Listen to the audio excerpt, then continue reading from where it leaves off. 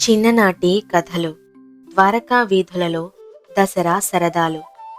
1992 నుంచి 2003 వరకు ప్రతి సంవత్సరం ద్వారకా తిరుమలలో జరిగే సంబరాల జ్ఞాపకాలు. ఈ పండుగ ఊరంతటినీ ఒక్కటి చేసేది. అందరూ వారి వారి గుమ్మాలకు తోరణాలతో పువ్వుల దండలతో అలంకరించేవారు. తెల్లవారుజామునే గుడి ప్రాంగణంలో గంటల సవ్వడులు, భక్తి గీతాలు అందరికీ వినిపించేవి. ప్రతి ఇంటి ముందు రంగురంగుల ముగ్గులు వేసేవారు. అక్కడ ఉన్న జనం హడావిడితో, పిల్లల కోలాహలంతో, పువ్వుల సువాసనలతో పండుగ వాతావరణం ఎంతో ఆహ్లాదకరంగా ఉండేది. బడికి సెలవులు ఇస్తారు కనుక పిల్లలందరికీ ఇది ఇష్టమైన పండుగ కూడా. ఆ రోజు పైన ఉన్న బాల్కనీ రైలింగ్ పట్టుకొని ఒక చిన్నారి పాప పెద్ద పెద్ద కళ్లతో ఉత్సాహంగా ఎదురు చూస్తోంది. వీధి చివరి నుంచి స్వామివారి రథం వస్తోంది. అందరి కళ్ళు ఆ రథం మీదే ఉన్నాయి. దగ్గరగా ఎప్పుడు వస్తారా స్వామివారు అని ఎదురు చూస్తున్నారు.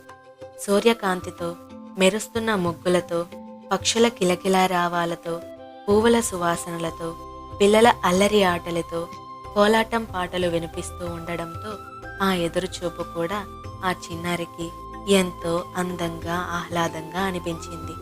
ఇంతలో బంగారు నదిలా కదులుతూ రథం వాళ్ల ఇంటి దగ్గరికి రానే వచ్చింది. రంగురంగుల పూలదండలతో అలంకరించి ఉన్న అందాల స్వామివారు మంగళ వాయిద్యాలతో భక్తుల మధ్యకు మెల్లగా తరలివస్తున్నారు. భక్తితో మెరిసే మనసున్న వారి కోసం స్వామివారు వస్తారు. విప్పారిన కనులతో, పరవశించిన మనసుతో చూస్తోంది ఆ చిన్నారి. ఇది పండుగ మాత్రమే కాదు, ఒక అద్భుతమైన క్షణం, అరుదైన జ్ఞాపకం. ఆ పాప ముఖం సంతోషంతో వెలిగిపోయింది. గబగబా మెట్లు దిగి కిందకు వెళ్ళింది. వాళ్ల అమ్మ హారతి పళ్ళెంతో ఎదురు చూస్తూ ఉంది. పాప వచ్చినదని గమనించి మెల్లగా పాపకి ఆ పళ్ళెం అందించింది. చెక్క తలుపు తెరుచుకొని మెల్లగా బయటకు అడుగులు పెట్టింది. హారతి వెలుగు, భక్తి నిండిన మనసుతో, దైవికమైన అనుభూతితో అడుగుపెట్టింది. ఇంతలో తన కజిన్స్ కూడా గోల చేస్తూ వచ్చారు. అందరి చేతుల్లో హారతి పళ్ళాలు. నేను ముందంటే నేను ముందు అంటూ గొడవ చేస్తున్నారు. 9 వత్తులు, 9 నవ్వులు, అందరిలో ఒకటే ఆరాటం. ఆ చిన్నారి పాప వంతు కూడా రానే వచ్చింది. మెల్లగా అడుగులు వేస్తూ స్వామివారినే చూస్తూ ఆనందంతో హారతి పట్టింది. స్వామివారు నగుమోముతో తననే చూస్తున్నారు. పూజారి గారు తల మీద అక్షింతలు వేసి ఆశీర్వదించారు. మాటలకు అందని భక్తిభావం ఆ పాపలో నిండిపోయింది. రథం ముందుకు వెళ్ళినా పిల్లలు అక్కడే ఉన్నారు. ఎవరు బాగా హారతి పట్టారు, ఎవరు నవ్వారు, కళ్ళు మూశారు అనుకుంటూ మాట్లాడుకుంటున్నారు.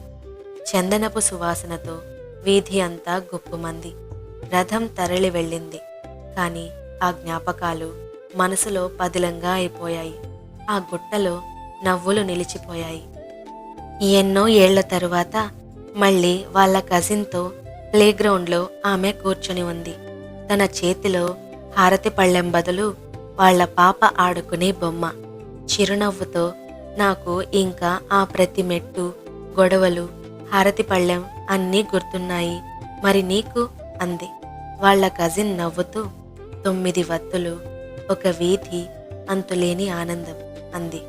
కొన్ని జ్ఞాపకాలు ఎప్పటికీ విడిపోవు, ఎన్నేళ్ళు అయినా నిలిచిపోతాయి.